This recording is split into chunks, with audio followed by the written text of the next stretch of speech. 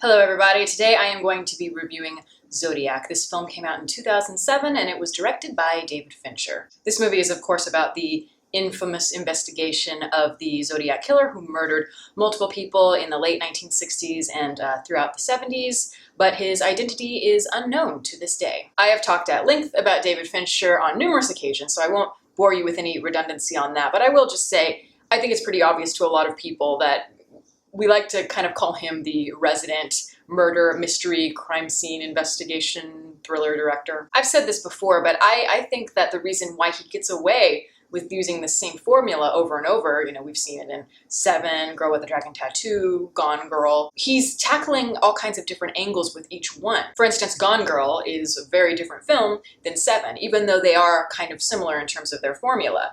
For instance, Gone Girl is more kind of like a satirical take on relationships. And then you have a movie like Seven, which is much more kind of an examination of human corruption through more sort of biblical existential themes. And I think he also gets away with it because he's a fucking great filmmaker. I think he's one of the most sophisticated, one of the most intelligent, most meticulous artists that's working in mainstream Hollywood. But I love to compare Zodiac and Seven. I think those two are maybe the most similar just in terms of the way that they're structured, and of course a lot of the same motifs pop up in both. You both are crime scene investigation films that involve a very kind of pulp, very cinematic villain at its center. Seven was the second film that Fincher had ever directed, and then Zodiac came out in 2007, so I think 12 years later, and you can see a huge difference between the two in terms of maturity. I love Seven. I reviewed it on this channel, I think about a year ago,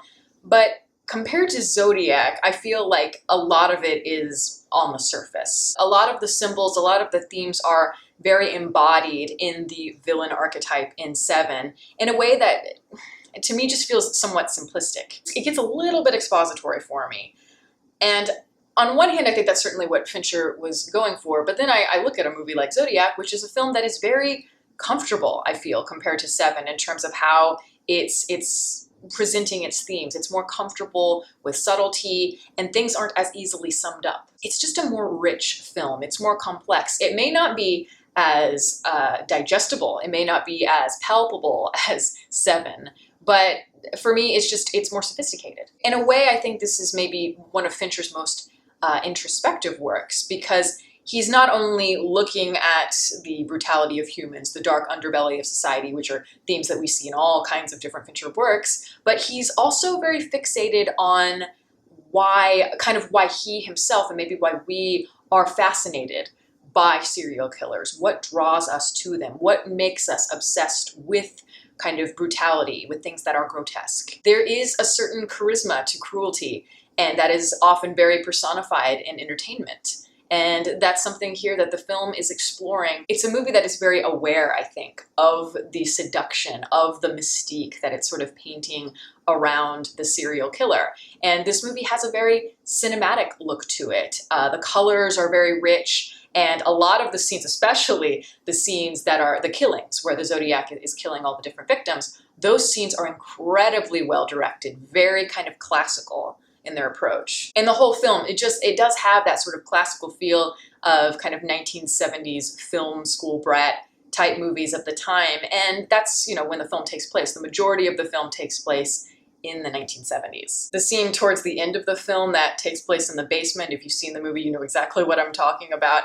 I love that scene. It has everything. It's got the dark shadows, it's got the low angles, it's got that single light bulb making, the characters look very eerie and all of that. And normally you look at something like that and you think cliche, cliche, cliche, and in a way it is, but it's just so well directed. I mean, I look at that one scene and it's very short, and to me, it outdoes almost every horror movie out there. I look at that and I say, this is a scene that should be studied in film classes all over the world. But I think why it works in a greater context is because the whole scene, where it's getting at, is that it is a complete red herring.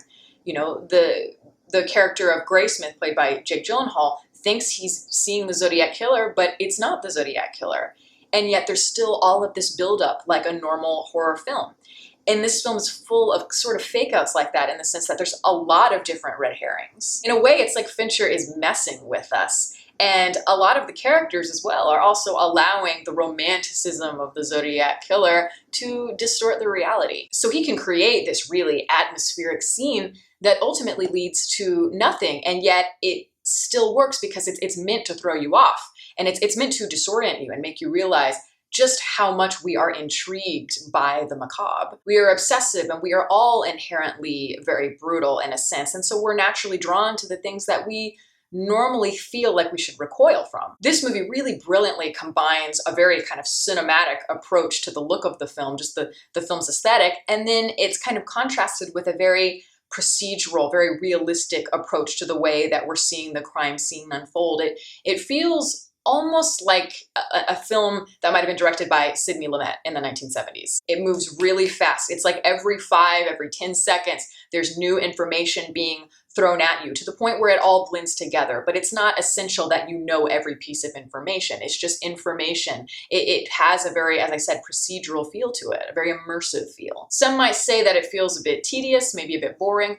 I disagree, because I feel like that approach, that procedural approach with all the kind of massive amounts of information combined with that cinematic aesthetic is that a part of that subtle intrigue that I was talking about that just slowly pulls you in a way that you may not even realize. I really love that this movie is told through the eyes of three different characters. You've got the investigative reporter, who's Dave Toschi, played by Mark Ruffalo, and then you've got the journalist, Paul Avery, played by Robert Downey Jr., and then you've got the main protagonist, I'd say, that's Jake Gyllenhaal's character, who plays Robert Graysmith, and he is more representing the audience's point of view, the everyman. Perhaps in a way, Fincher himself is living vicariously through this character, because he's a man who has no connections to the killer at all, no connections to the case, but he's just really fascinated by it. And he has his own sort of obsession with it. And so he does all of this exhaustive research in order to just find the killer. Having this film told through three different characters' eyes, instead of just one character all the way through, I think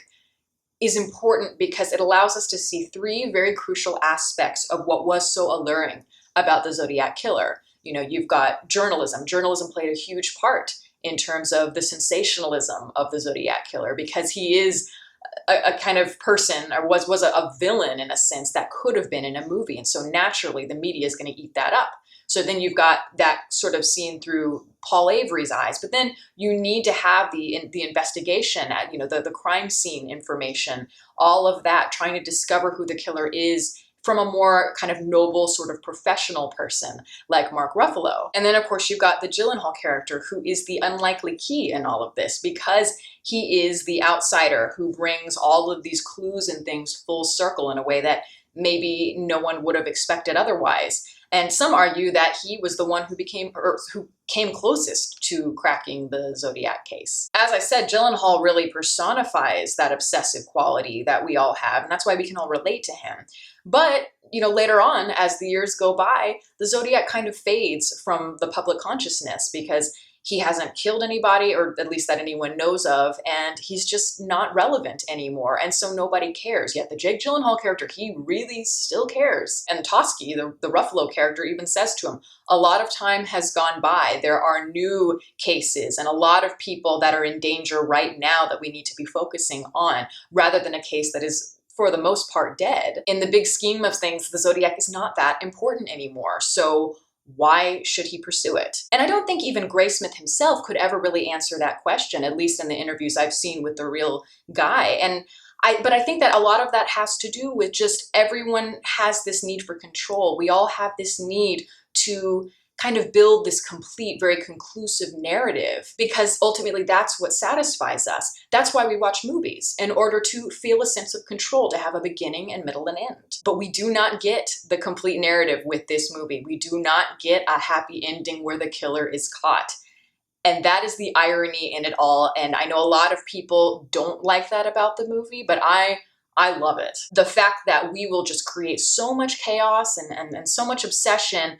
And, for what? Sometimes we never get answers. More often than not, actually, we don't have answers in life. But honestly, what if the killer had been caught? What if what if Graysmith himself had discovered who the Zodiac killer was, and everyone was happy, yay, all that happened? But would he really feel that satisfied at the end of the day? It would be one of those things where it's like, yes, he was caught. Okay, now what?